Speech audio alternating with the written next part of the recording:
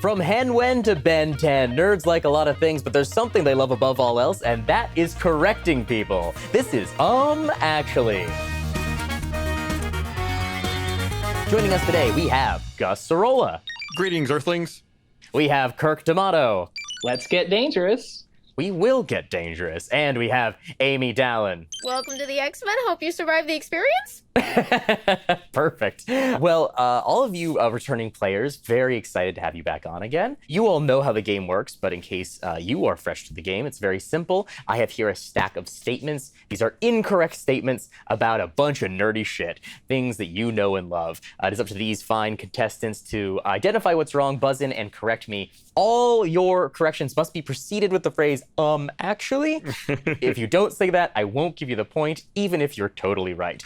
Very simple. How's everyone feeling today? I'm really, until you get that first point, you're really nervous. Yeah. I hear you. I think I have the record of the person who has lost the most episodes because he forgets to say, actually. So, I'm ready to get going if you are. Excellent. yeah. Let's do it. Oh yes, let's all adjust. Adjust the glasses, adjust the pocket protector, the suspenders, the orthopedic shoes. We're all set. Everyone's ready to roll. And here is our first statement. The Mandalorian introduced a character called the Child, aka Grogu, but more popular known as Baby Yoda. Though only 5 years old, the Child is extremely force-sensitive, as every member of its mysterious species seems to be. Amy. Actually, the child is 50 at the time? That is correct. Yes, the Child is not 5 years old, even though he's still called the Child. He's 50 years old. We're starting with perhaps a little bit of an easier one, but you gotta ease into the water. Get in there. That point will go to Amy. It does raise the question for me: what was he doing for the past 50 years? He feels very helpless. He's just like waddling around planets, scarfing eggs. Like, what's crazy mischief was he up to before this? He's been reading up on AARP, getting ready to cash in, get some Social Security in a couple of years. He's just he's getting ready for his twilight years. Yeah, going to lots of seminars and like starting to plan out those hobbies. And he's like, I'm going to collect that pension. I'm going to have a little bit of extra time on my hands. It's going to financial planning prequel. Yeah. He's been looking at some timeshares in Boca here, which is really hot. I wrote this question several months ago, and I had to add this specific detail about Grogu because that was new information. I was like, shit, I wrote a thing, or I don't. Someone's gonna mention Grogu. I saw that there was a lot of commentary for people being like, "Oh, stupid name Grogu," and I was like, do any of you ever watch Star Wars? Does anyone in the Star Wars universe have a name that isn't some silly bimbo fizzwater, like Therm Scissor Punch? Like they're. You know what's another stupid name? Yoda. How about that? Yeah. I wish they had saved it until the series ended. That's what I would have done. Someone would have been like, "What's your name?" And he'd turn and he'd say, "Baby Yoda." And they'd say, "What's your last name?" And he'd say, "Baby Yoda from The Mandalorian." That's my canonical name. He puts on a pair of sunglasses and just rides away. Me? They call me Baby Yoda. Well, that point goes to Amy, and we'll go to our second statement here. Kim Possible was a Disney Channel series about a teenage girl who fights crime under her codename Kim Possible. Accompanied by her friend Ron Stoppable, Kim fights recurring villains like Shigo, Monkey Fist, and Senior. Gus. Actually, her friend's name is not Ron Stoppable. It is Ron Stoppable. Yeah. Speaking of dumb names. It's a great name. It's so weirdly insulting, but also great. His name is Baby Ron. From the TV show Kim Possible. Amy. Actually, Shigo's not one of the villains? Shigo is one of the villains, yes. That's incorrect. Actually, Kim Possible is her real name. That is correct. Kim Possible is not a code name. That is her given birth name. Her real name is Kimberly Ann Possible. And it just one of those times when like a name perfectly aligns with your the line of work that you go into. Just like an absolutely perfectly aligned name. That's Kim Possible. That's also, amazing. bad spycraft. Probably it's sort of like the James Bond problem, where it's like, hey, if you're doing lots of like spy work, you probably shouldn't be like, hey, just so you know, here's my name. It's James Bond. It's Kim Possible. Doesn't like a bad thing that they've all heard of him, where it's just like, Yes. good, my reputation precedes me. Now you know I'm gonna destroy your evil plan. Mm-hmm. This is fine. On the upside, they know how he liked his martinis, though. Yeah, there we go. That's It's true. convenient. I'm going to kill you, but first I'm going to give you your drink exactly the way you like it. Well, that point goes to Kirk, and we'll move on to our next statement here. There are many princesses in Adventure Time. Some of these have appropriately descriptive names, like Desert Princess, who is shaped like a cactus, while others are more surprising, like Princess Beautiful, a skeleton. Other princesses include Embryo Princess, Bounce House Princess, Princess, and Truth Field Projection Princess, aka Mandatory Truthful Response Field Emitter and Polarity Aligned Honesty Particle Atmospheric Wavefront Generator with Decoupled Quantum Phase Linear Projection Matrix Princess. Gus and Amy have both buzzed in that order. Actually, Bounce House Princess is not one of the princesses. There is a Bounce House Princess. She is a Bounce House. Appropriately named a Bounce House Princess. Amy. Actually, Desert Princess isn't cactus shaped? That's correct. Do you know what she is shaped like? I can't remember. I'll give you the point unless someone can tell me what Desert Princess looks like. Actually, I think Desert Princess is shaped like a scorpion. That's incorrect. No. Gus, do you have a guess? Actually, Desert Princess is a camel. No. We'll give that to Amy for at least identifying that Desert Princess is not shaped like a cactus. Desert Princess is confusingly shaped like a dessert. She is not Dessert Princess. She is Desert Princess. Oh. That is Desert Princess. I was just like, I must be remembering this wrong. I feel like it's dessert. There's a little bit of a back and forth about the confusion, but she is a Desert Princess, even though she happens to be shaped like a dessert. Also, can I just say that, like, Zone of Truth Princess is some real classic Adventure Time, nonsense there. Going through the list of princesses and trying to pick like which one, it's like what are the most unusual princesses to include on this list? And Princess, of course, is also its own particular brand of almost body horror. But I was like, it's going to be a bitch to read, but I have to include the full name of Truth Field Projection Princess just because it's going to be fun to read that. We appreciate the dedication. Thank you very much. I appreciate your appreciation. Amy will claim that point, and this will bring us to our next statement, which is a fan-submitted question. This comes to us from one of our viewers, from K Sunu. I'm going to say K Sunu. Thank you, K Sunu, for submitting this. Monsters in the game Undertale are often named with puns. Examples include Luke's Eyewalker, a Star Wars reference, Sans and Papyrus, each named after the font used in their text boxes, Kara, based off the word character, and Toriel, because she's the tutorial character. Gus has buzzed in. Actually, Toriel is named because she is a bull. Good guess, but no. Toriel is the tutorial character. Actually, I'm gonna, you know what? Let's throw a curveball here. Actually, Sure. I don't think they're referred to as monsters in the game.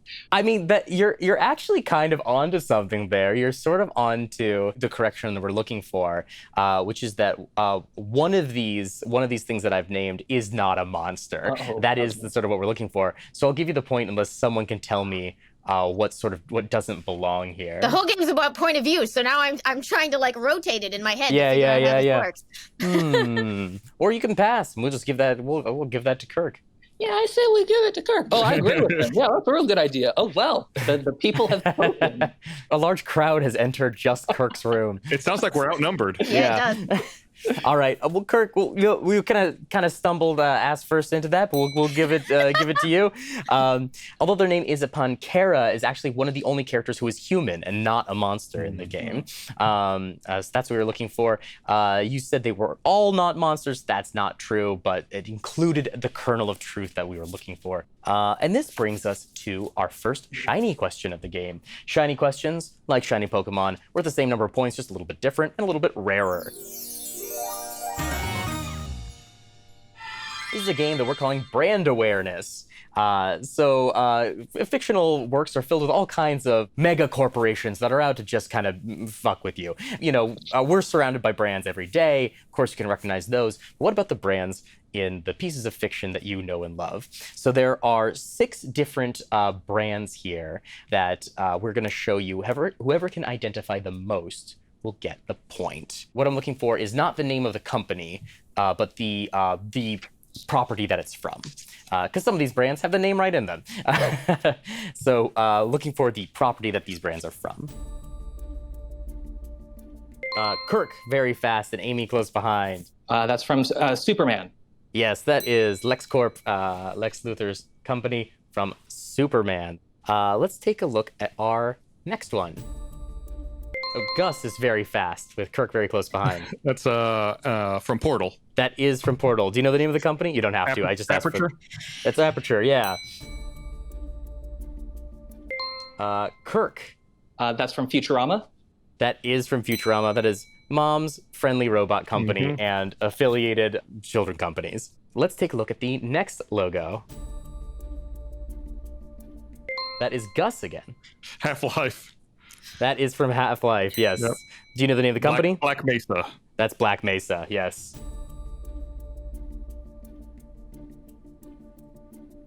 Kirk and Gus have both buzzed in that order. So, World of Warcraft. It's not Warcraft.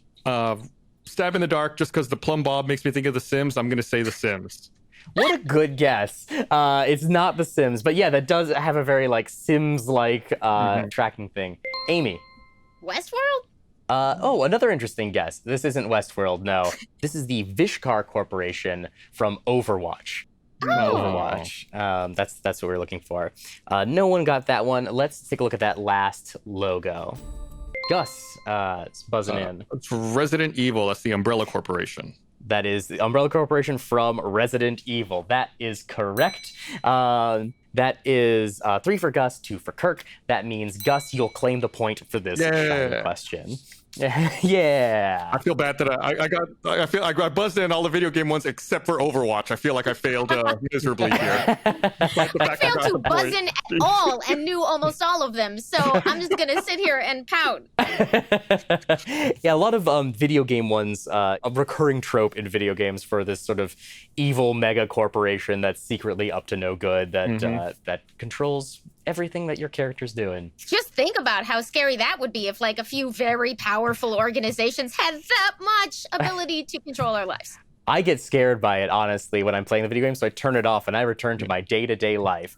This episode is brought to you by Amazon. Amazon Prime Streaming. I can't do anything bad because my Echo is listening right now.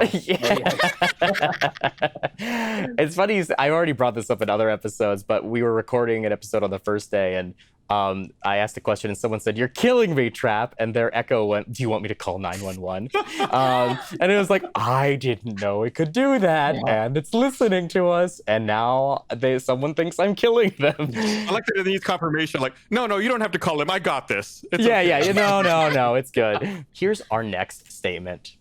The book The Princess Bride is as much about Wesley and Buttercup as it is about William Goldman's fictionalized account of discovering and abridging the original story, written by Florinese author S. Morgenstern.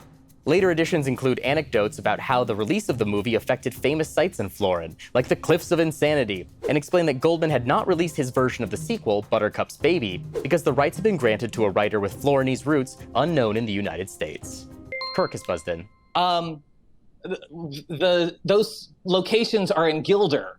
Interesting. Actually, it doesn't matter because I'm wrong. You didn't say actually, but that's not what we're going for. Actually, S. Morgenstern is the author of the book within a book, but is not canonically Florinese.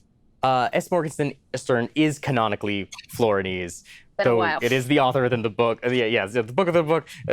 Trying to phrase this question was a nightmare. Being like, I want you to know that I know this part is fictional, but that is what it is canonically. But this is the real world. But they're both together. But fictional lies suggest that a real thing happened that was the incident for the basis of it. So we're all down a rabbit hole, I feel like. Yeah, truly. Actually, the sequel's not called Buttercup's Baby. The sequel is called Buttercup's Baby. That is it.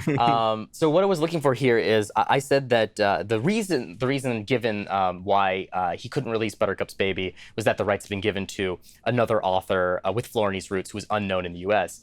Most of that statement is true, again, canonically within the book, the story within a story, blah, blah, blah. But the author that the rights were given to was Stephen King, who within the story of Princess Bride is said to actually have deep Florinese roots and is a very proud Florinian.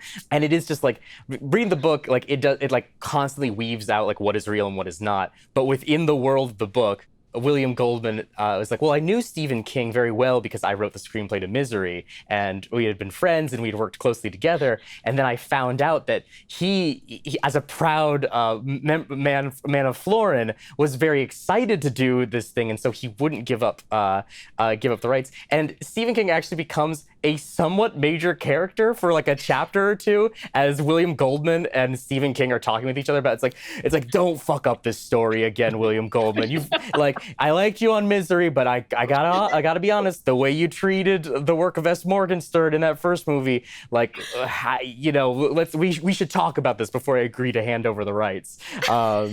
I was reading it somewhat recently, and it was just, it really tickled me that it's like, wow, Stephen King plays a big part in The Princess Bride. The day I learned. Yeah. Well, no points for that one, but here's our next statement. This is about X-Men comics. Though not a mutant himself, John F. Kennedy had his life shaped by mutants. He built a secret bunker beneath the White House where his brother, Bobby Kennedy, could hone his mutant powers. And we also learned that the magic bullet that killed him was a result of Magneto trying unsuccessfully to prevent his assassination. Gus and Kirk have both buzzed in. Actually, Magneto was not trying to prevent the assassination. That's a good guess, but no, that is supposedly, the magic bullet that moved around was a result of Magneto trying to stop it, not trying to cause it or any other. Kirk. Actually, and I will say this is the weirdest question I've ever heard. Why? I was like, oh, are we talking about how Bobby? Yeah, like I was like, X-Men. Okay. Oh, whoa. Okay. Wow. Actually, JFK is a mutant. That's correct. That's actually correct. Within the world of X-Men, JFK was a mutant. It's referenced sort of obliquely. It's like, oh, just like a sort of by the way, did you know this? When did they drop this? In 1961.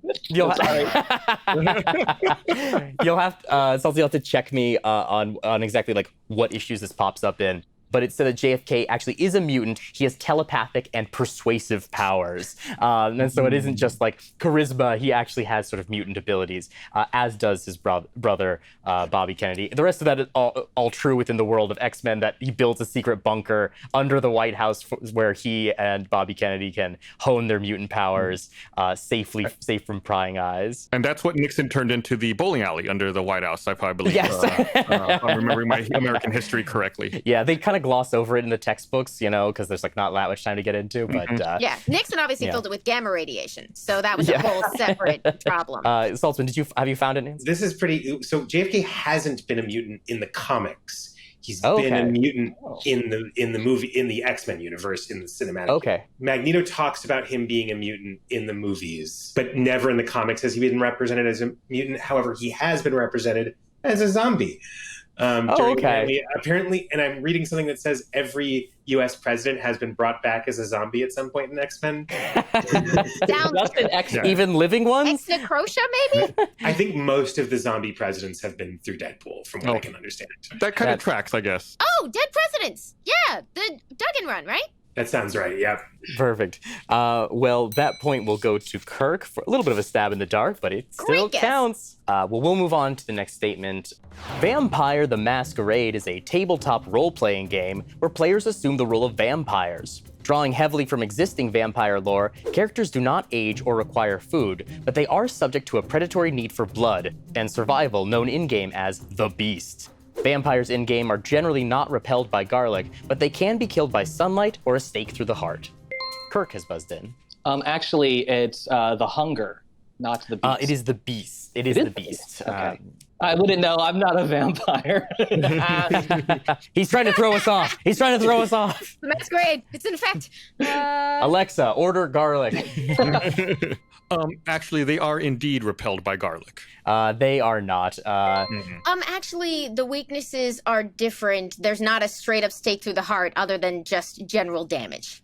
Ooh, that's pretty close, actually. But you're like a catatonic stake or something, right? Yes, that's what we're looking for. A stake to the heart doesn't kill you; it just paralyzes you. Torpor, right? Is that what it's called? I know torpor is hunger. If you starve, you go into torpor. It's like hibernation. Got it. Kirk, you're not supposed to be sharing the secrets. Were we not? We just went over this. Hold on, my master is coming. What is it? Like, I turned to dust. I do want to note that in Vampire, torpor is different than what happens when you get a stake put through you. Torpor is when you go into like a long hibernation state. Doesn't have to do with getting a stake, but I think it's like this is from memory, but I believe it's like what the antediluvians are doing before they wake up. They're in torpor. Saltzman, stop revealing the secret. Sorry, right. This couldn't be any more clear. I was trying to throw them off. But yes, that's what we were looking for. A stake won't kill the vampire; it'll just immobilize the vampire.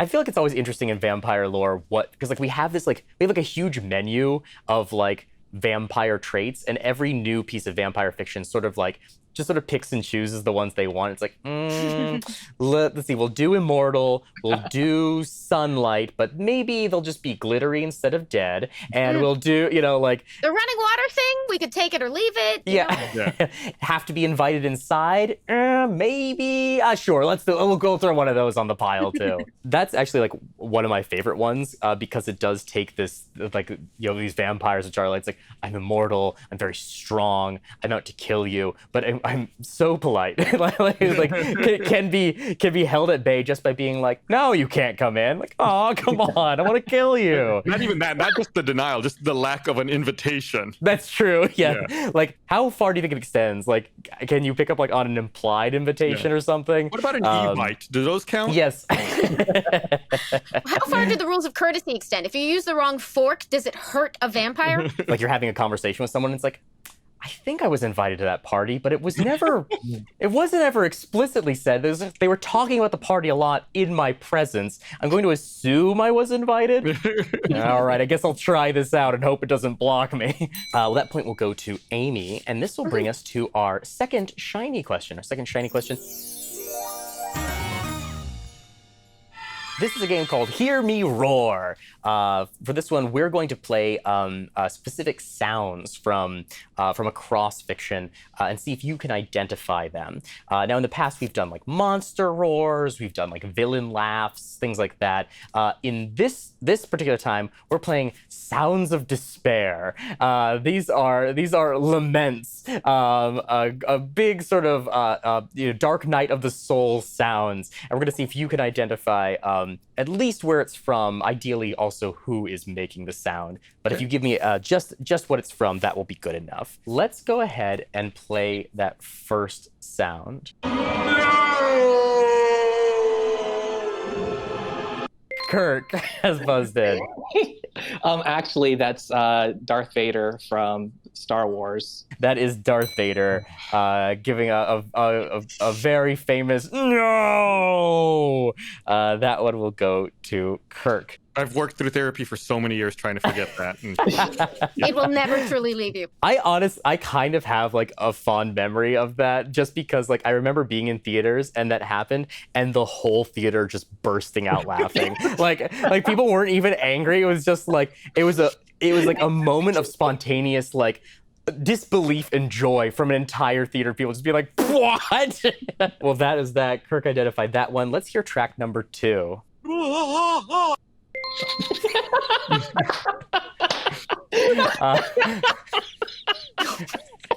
What? that is Kirk with Gus very close behind. That is Hank Hill from King of the Hill. That is Hank Hill from King of the Hill. Whoa! I'm so mad at myself for not getting that one. I feel like I've let my state down. The Texas representing. So sorry. Let's hear track number 3. No! Kirk with Gus close behind again. These are all my ringtones. That's The Simpsons. It's Principal Skinner. That is Principal Skinner from The Simpsons. Do you happen to know what episode it's from? I think that might be Big Butt Skinner. I don't know. Remember Bart versus the Comet? Maybe. Yes, that is when the weather balloon high on Principal Big Butt Skinner goes up into the sky. That's Skinner's no. Let's hear that next one.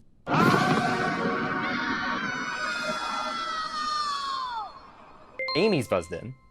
Is that a never-ending story?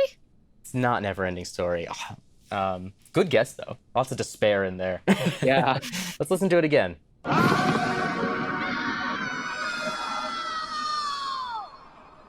I mean, I like movies where children suffer, but I don't know. I don't know them as well as I know my other notes. That one's not in my ringtone folder. That one's just used for special occasions there. Gus. Is that the Lion King? That is the Lion King. Yes, that is Simba saying no as Mufasa plummets to his death. Let's play track number 5. Watch out!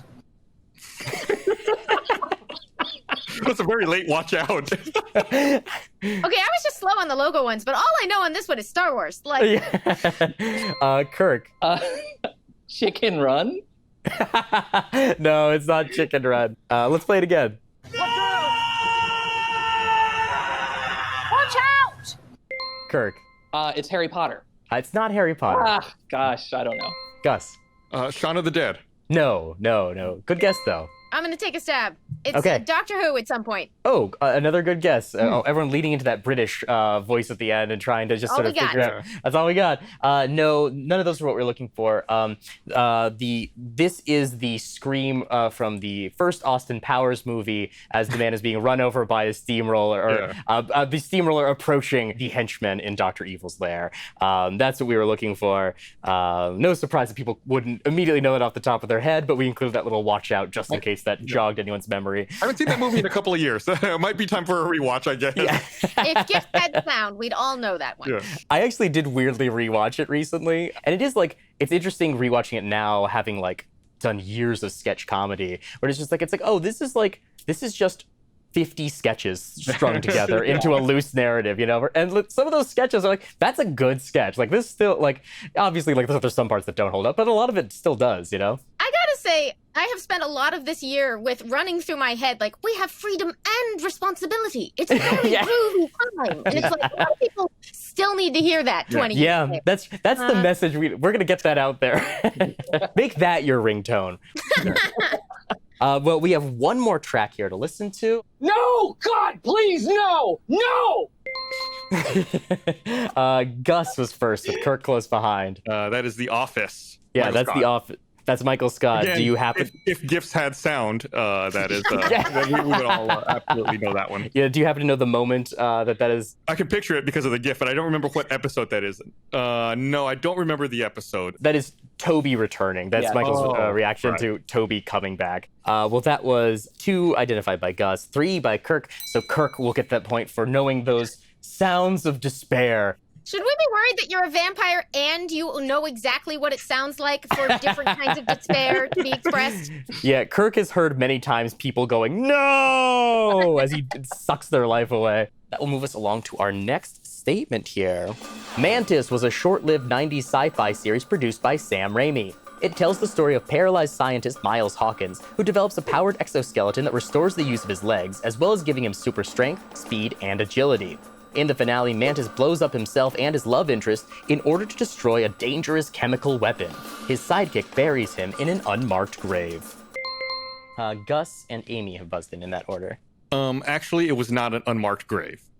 It was not very fitting. Kind of a bad way to go out. The end of the series, Mantis buried in an unmarked grave. Amy. I am gonna confidently make some stuff up because, Sure. actually, the love interest doesn't get blown up. She turned out to be the secret villain all along. I love the plot points that here, but no, he does blow up both himself and his love interest at the end, and I don't think she deserved it. Like I don't think she did anything. Wasn't secretly a villain or anything. She just dies too. Actually, it wasn't a chemical weapon. That is actually what I was looking for. Do you know what it was? You said it was a chemical weapon that they destroyed? I thought it was a person. Yeah. I thought it was like whatever the bad thing was. Maybe it was a robot? So you're correct that it wasn't a chemical weapon. It wasn't a robot. I'll still give you the point unless anyone is able to tell me what it was that he ended up blowing up both himself and his deep love in order to destroy. I'm gonna say disease. It wasn't a disease. Kirk, we'll go ahead and give you that point. It wasn't a chemical weapon. he blew himself up in order to destroy an invisible dinosaur. It was an invisible dinosaur. It was. Yeah, I knew that. Of course, the invisible dinosaur. Again, this is the finale of the series. An invisible dinosaur was threatening humanity somehow, and he blew up himself and his love interest in order to destroy it. It's a very budget-friendly final villain. Yeah. That's exactly what I was thinking. It's like, oh, I know for a fact this came from the writers being like, oh, and then this dinosaur comes in. Like, this was probably around like Jurassic Park. It's like, oh, wouldn't it be so cool if like this dinosaur was the final thing? And they're just like, fellas, we can't afford a dinosaur. And instead of finding something else, they're just like, invisible dinosaur. We'll just use all audio. I mean, a dinosaur's not, I mean, unless it's, let's say, the size of Godzilla or King Kong. Like, if it's a T-Rex, I'd be like, we can stop that with a couple cars or something. No, you don't need to blow yourself. Yeah. Like a couple cops, like a bunch of you can stop a dinosaur. No, it's too late. I'm blowing myself up and the love of my life. Yeah. She's coming with me for some reason. Yeah, I don't want to come with you. We have to stop this invisible dinosaur. There's no time to explain. Never be the love interest. Yeah. That poor dinosaur. Oh no. The weird part is there was never actually a dinosaur. It was all in his head. Yeah. Oh. I just thought maybe you wanted to see what Mantis looked like, and I love it. it's also like, it's interesting that it's pre-Spider-Man, so it's like they're like, from the creator of Darkman. Come on, you like that? I don't remember that show at all. I would have been like prime demographic for that back then. I remember when this show came out, and I was extremely intrigued by it because I feel like my memory, I mean, I was a kid at the time, so I don't really know, but my feeling at the time was that this was the only the first live action superhero thing I had seen on TV. Like, I'd seen superhero shows that were cartoons, right. And I'd seen like superhero things in movies, but like a TV show was like, oh, I haven't, that's like, we can do that on TV? That's incredible. Weren't you a fan of The Greatest American Hero back in the 70s? I mean, I loved the theme song, I'll tell you that much. Oh, unmarked grave, really? That's how they went out. So he fights the invisible dinosaur monster in an apocalyptic future, is what happens. Okay. And destroying it is part of an effort. And then they go back they get buried in an unmarked grave in order to prevent anyone from discovering the Mantis suit technology, because the Mantis suit technology is what leads to the apocalyptic future. So he destroys himself partially to destroy the monster, it looks like, but also partially because staying alive could cause this future to still happen. So it's Terminator 2. Yes. With an invisible dinosaur monster. A new breed of superhero that is also an already existing breed of robot. Well, that point will go to Kirk. I've got some other sci-fi TV questions for you. Here's our next one. The TV show Sliders followed a group of people traveling between different parallel realities, hoping that each slide will be the one that brings them back to their original world. Some parallel worlds include the world where San Francisco is a dinosaur preserve, the world where everyone is nude, and the world where lottery winners are executed. The Sliders cannot control when a vortex opens between worlds, and if they don't travel through when one appears, they will be stuck where they are forever. Kirk. Actually, I think the thing about the beginning that they can't get home, or I feel like they can, and they jump to different worlds from their home reality. That is incorrect. They are just sort of moving from world to world. They're sort of lost in parallel worlds. Actually, you made up the naked one. No, that is actually a real one. It's not a full episode. It's kind of like the teaser at the end of an episode where it's like, I think we made it back. And then you get like a quick sight gag of like everyone is naked. And it's like, whoops, we didn't find the right place. No, that tracks. Yeah. Actually, they can control when a vortex opens. They can't. No, it just sort of appears. Actually, while it is true that they only have a limited time to make it through the vortex, and if they aren't all together, like, they can't, something bad will happen. But it's not just that they'll be stuck forever. It's a different consequence, like they'll die or something else bad will happen. You found what's wrong. It's not that they're stuck there forever. So I'll give you the point unless someone can tell me what the consequences are to missing the portal. Then they're transported to a naked world. That's the penalty. There's some it's like, we don't understand it, but the system is extremely pervy. No, that's not it. Kirk. Actually, if they don't go through the portal, doesn't it destroy the world entirely? That would be very dire stakes. No, it's actually the consequences are less than all of those. If they miss the portal, they'll be stuck where they are for 30 years. So a portal will eventually reappear, but they've got a good 30 years of hanging around, and hopefully they're in a place where they don't mind being stuck for 30 years. Probably better to be in the, I don't know, probably like the naked world than the world where there's like a totalitarian government or something like that. So a 30-year penalty. Dinosaur World sounds okay. Dinosaur World sounds okay. Yeah, I'd be all right with that. I mean, it'd be sad to lose San Francisco, but you gain a dinosaur world, so that's kind of cool.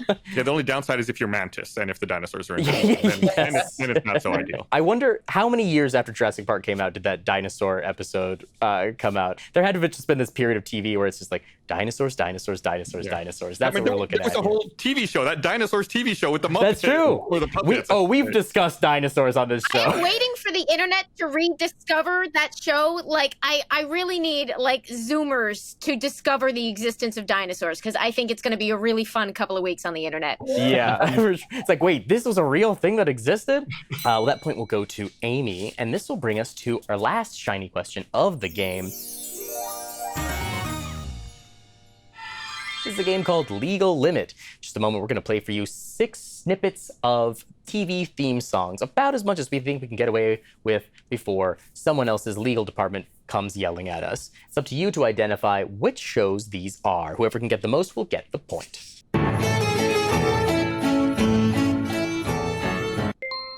Amy's buzzed in. Is that Good Omens? That is Good Omens. That is Good Omens, yes. Gus. Is it Kill la Kill? No. A later Naruto. That's not what I'm looking for. Kirk. One Punch Man? It is One Punch Man, yes. Let's listen to track number 3. Gus and Kirk in that order. I buzzed because I know the song, but I'm blank. It's Tales from the Crypt? It is Tales from the Crypt, yes. Nice. Oh, God, I buzzed because I knew it, but then I was totally spacing. Like, I knew the song, but I couldn't remember what show it was It's from. in here. Why is that song in here? Everyone buzzed in, of course, but that order is Gus, Kirk, then Amy. X-Men animated series. That is X-Men animated series. Kirk and Gus in that order. Stranger Things. That is Stranger Things, yes. We have one more track here. Can anyone translate Latin? I don't know. Let's play that one more time. I'm watching Amy like feeling for something in the dark, a vague memory. I'm going to be so mad at whatever. Kirk, you need to remember the sound that Amy's making for the next time we do Sounds of Despair. I'm recording it for my ringtone. Yes, yes. This isn't it, but Highlander? It's not Highlander. It's a good guess, though. Kirk. The Magicians? No, it's not The Magicians. Okay. Rome. It's not Rome. We'll go ahead and call it. This is the theme song to Xena. This is part of the Xena theme song. I'm leaving forever. Amy got one of those. Kirk got 2. Gus got 2. That means Kirk and Gus tied on that one. You'll both get a point for this one. One last question here. Our last question, as always, concerns real-life skills. Nothing to do with any of the nerd shit, no invisible dinosaurs here, just some stuff that could be valuable for real life.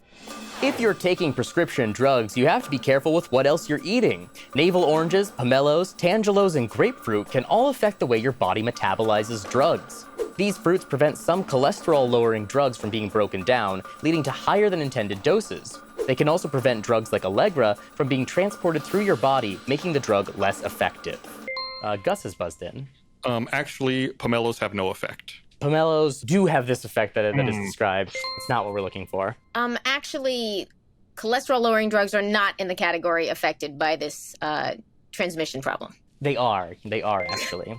Actually, navel oranges are the exception. That is correct. That was the one. Gus was on the right track before. He just guessed the wrong fruit. Navel oranges are actually fine, but Seville oranges are not. Those are the oranges that are typically used to make marmalade. So if you love marmalade sandwiches, like a certain bear I know, but you're also taking cholesterol-lowering drugs, like a certain bear I know, you gotta control yourself, Mr. Paddington. That is what we were looking for. That point will go to Kirk. Making our final score here, I think that is 7 for Kirk, 4 for Amy, 2 for Gus. That makes Kirk our winner for this episode.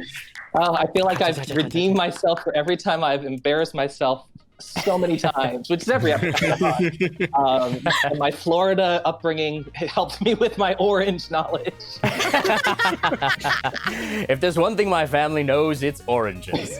Well, thank you for joining us today, for playing with us, and thank you for watching. Join us next time for even more pedantic corrections right here on Actually.